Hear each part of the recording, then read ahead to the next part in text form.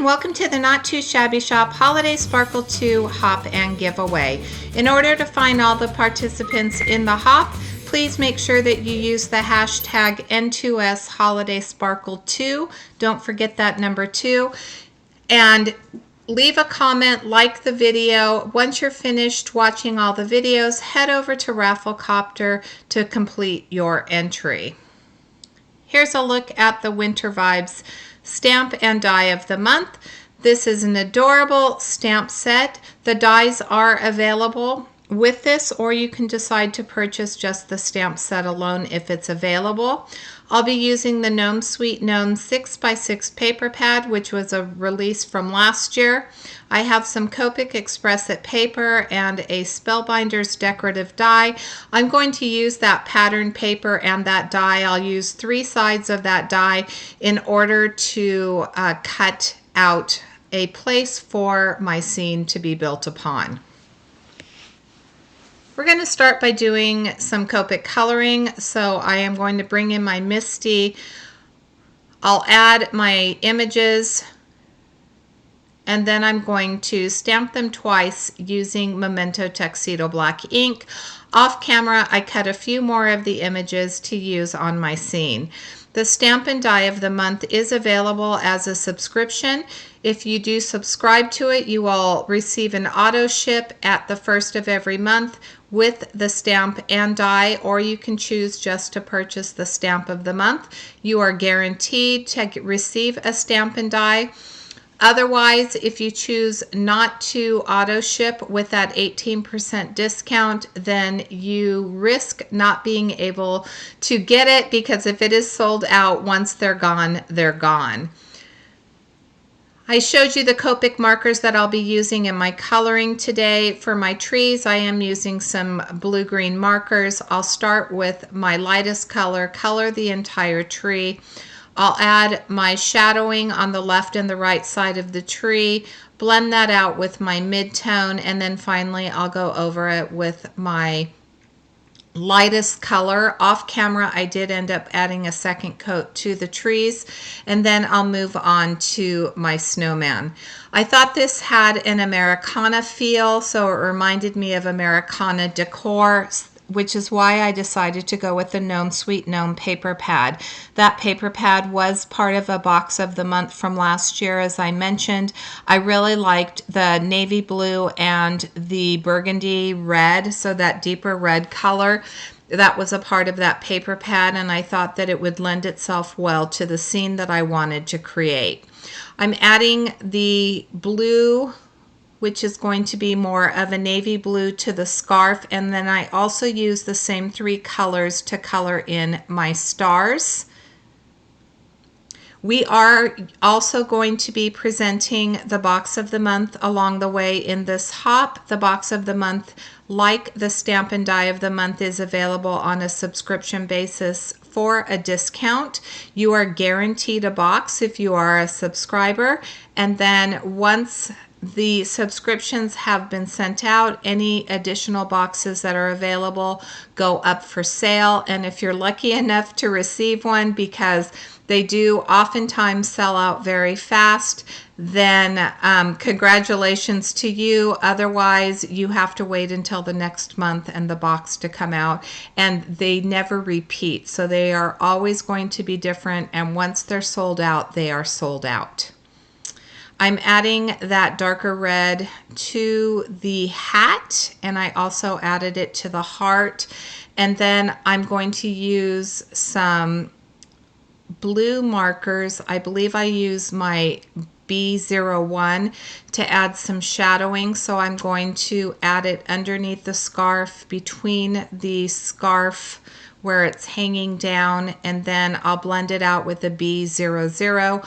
I'll do the same with the face, and that's going to give me that nice shadowing. And I really like adding the blue colors to my snowmen, because I really think that it just brightens them up and makes them even happier. Once I finish with this, I will bring in the coordinating dies. I, for one, am a fan of the coordinating dies because I'm a terrible fussy cutter, especially with the sentiments. I really like when sentiments are cut out, and I am not good at cutting out my sentiments, so I appreciate the dies every month that I get to use them, because that is something that, as a creator, just makes life much easier for me. Here is a piece of the pattern paper, and I'm showing you that I am going to run it through my die cutting machine. I do have a flat side, and then I have the decorative edge. I'm going to add this silver glitter cardstock. So what I did is I took a hillside border and I used that across the top, and then I used that decorative die from Spellbinders, and I cut it again so that I was able to align it with my die cut. And that is going to be my hillside. I thought the silver, instead of using white for the snow, would blend a little bit better with that piece of pattern paper on the right. So that faux glitter on the right is cut to 4 by 5¼ inches, and that is what I'm going to layer my decorative piece on top of. I'm going to add some foam tape to the back of my snowman. I did glue my tree, and I'll glue the second tree to the background and not add any foam tape to that. I am using wet glue, so you notice that on the foam tape at the very bottom I did add that wet glue, and that's because the foam tape is not going to stick to that glitter paper, but the wet glue will. I wanted to add a little bit of dimension to the stars, so I have these very tiny circles that come from scrapbook.com.